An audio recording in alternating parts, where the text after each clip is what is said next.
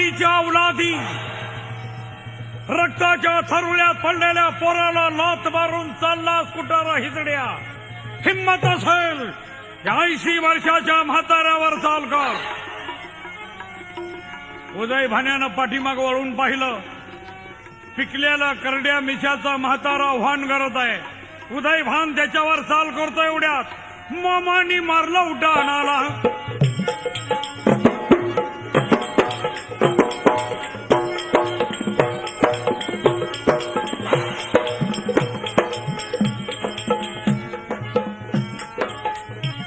मामानी मारला उड्डाणाला.